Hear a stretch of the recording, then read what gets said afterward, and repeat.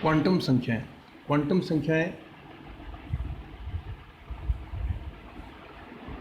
या quantum numbers क्या है ये?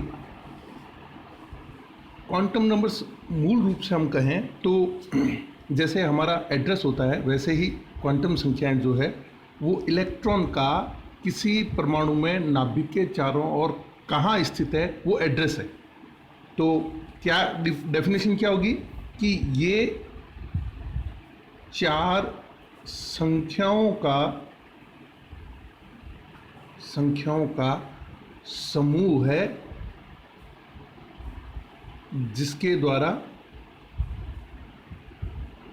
इलेक्ट्रॉन की स्थिति, उसकी ऊर्जा इत्यादि के बारे में हमें जानकारी मिलती है, इत्यादि के बारे में जानकारी मिलती है। अंग्रेजी में हम कहेंगे these are set of 4 numbers which describe electron completely in the sense that is its position, energy, etc. 4 संख्याओं का समूह है ना, 4 सेट ऑफ 4 नंबर्स। ये कौन कौन से सेट है, इसको हम एक अलग तरीके से विश्लेषण करें तो टेबल की फॉर्म में मैं इसको डिस्कस करना ज़्यादा उचित समझता हूँ कि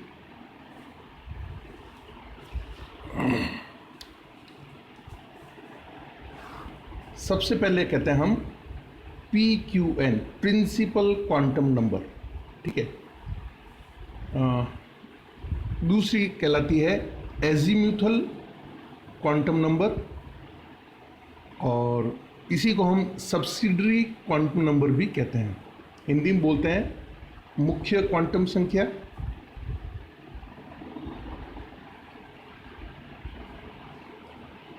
दिगंशीय या गौण क्वांटम संख्या। ये 2 principal quantum number, azimuthal quantum number, magnetic quantum number and spin quantum number. बाकी 2 की हम चर्चा बाद में करेंगे।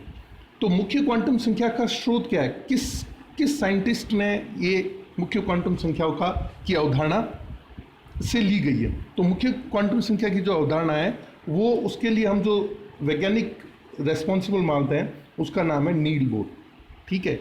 इसी तरह जो एजीम्यूथल क्वांटम नंबर है उसके लिए किस वैज्ञानिक को हम श्रेय देते हैं कि ये उसकी खोज है या उसके द्वारा जो भी कुछ किया गया उससे ये एजीम्यूथल क्वांटम नंबर का कंसेप्ट या सब्सिडरी क्वांटम संख्या का आया, उसका नाम था आपके सोमरफील्ड। आपने पिछली कक्षाओं में पढ़ा भी था बोर का मॉडल, बोर के बाद में Sommerfeld extension of bore models.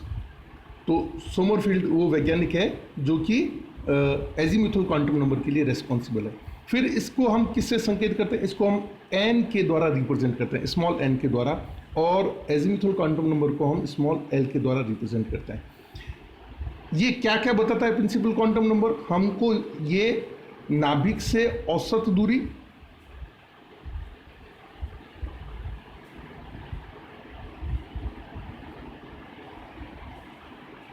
ऊर्जा इत्यादि के बारे में बताता है, और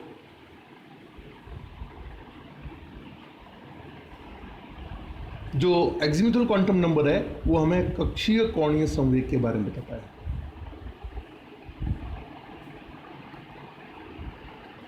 ठीक है, फिर एन को हम मुख्य ऊर्जा स्तर भी कहते हैं, मुख्य ऊर्जा स्तर, और इसको हम बोलते हैं उप स्तर या उप ऊर्जा स्तर।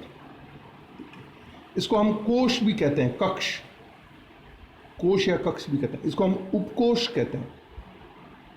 एजीमुथल क्वांटम नंबर को हम से हमें क्या मिलता है, उपकोष के बारे में जानकारी मिलती है, उपकोष या उपकक्ष। ठीक है, फिर बात आती है कि भाई एन जो है वो क्या है।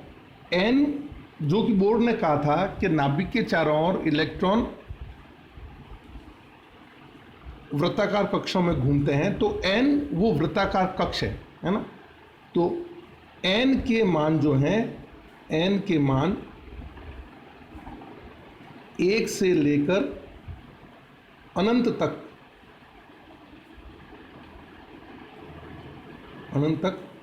हो सकते हैं। N can have value 1 2 3 4 up to infinity. ठीक है, जबकि एल के जो मान हैं, यानी कि उपकोष के जो मान हैं, वो डिपेंड करते हैं किसके ऊपर, एन के ऊपर। एल के मान सदैव किस पर निर्भर करेगा, सदैव एन के मान पर निर्भर करते हैं। कैसे करते हैं देखिएगा, हम कहते हैं कि दिए गए एन के लिए,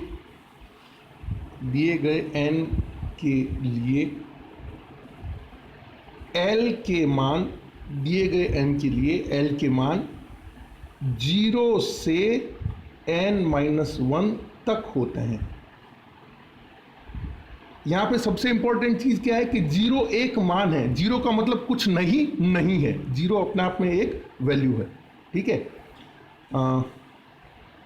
अब इनको हमने कुछ संकेतों के द्वारा व्यक्त किया गया है। यदि एल का मान प्रिंसिपल क्वांटम नंबर एन का मान यदि 1 है तो इसको हम बोलेंगे के कक्ष, 2 है तो इसको हम कहेंगे कैपिटल एल कक्ष, 3 है तो एम कक्ष, 4 है तो एन कक्ष, और इसी तरह आगे।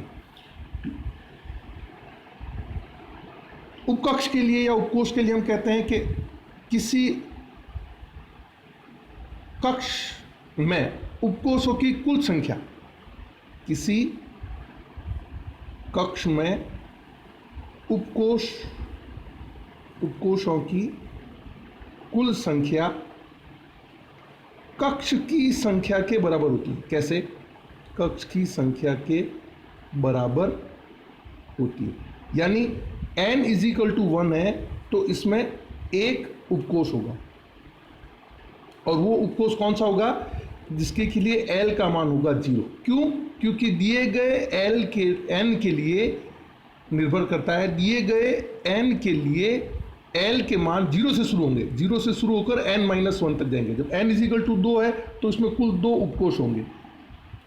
कहाँ से कहाँ तक चलेंगे, l = 0 से शुरू होंगे और n-1, तो 2 - 1 यानी कि 2 - 1 यानी कि 1, ये इसका दूसरा मान होगा। तो 0, n = 2 में 2 उपकोष होंगे, जिसके लिए l के मान 0 और l का मान 1 होगा, 2 उपकोष। इसी तरह n = 3 है तो इसमें कुल 3 उपकोष होंगे, तो कुल उपकोषों की संख्या n के मान के बराबर होती है। तो 3 उपकोष कौन कौन से होंगे, उनके लिए l के मान क्या हो जाएंगे, उनके लिए l के मान हो जाएंगे 0, 1 और 2। 0 से लेकर n-1 तक होती है। तो 0 से शुरू करो और 3 तक चलो, 3 - 1 आएगा, कितना आएगा, 2। अब जैसे यहाँ पर हमने KLMN कक्ष के लिए नाम दिया, उसी प्रकार हम उपकोष के लिए भी, जब l = 1 है तो इसको हम S उपकोष कहते हैं, 1 है तो हम P कहते हैं, 2 है तो D उपकोष कहते हैं, स्मॉल। ये हमको स्पेक्ट्रमी रेखाओं से निकाली गई लाइन है, sharp, principal, diffuse and fundamental, SPDF, L के ये मान है। ठीक है, अब आती बात कि n से हम क्या निकाल सकते हैं,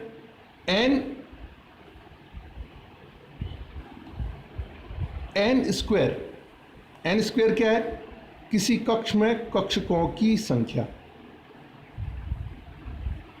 प्रथम कक्ष में कितने कक्षक, हालांकि अभी हमने पढ़ा नहीं है, कक्षक तीसरी जो मैग्नेटिक क्वांटम नंबर है उससे पता पड़ेगा अपने को, उसके बारे में बाद में बात करेंगे।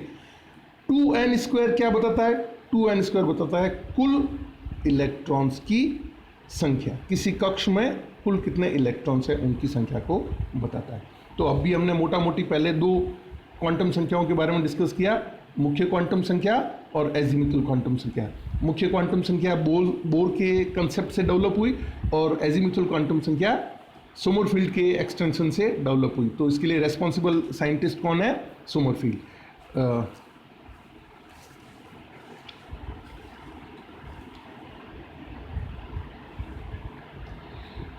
इन दो के अलावा बाकी दो क्वांटम संख्या को हम आगे डिस्कस करेंगे।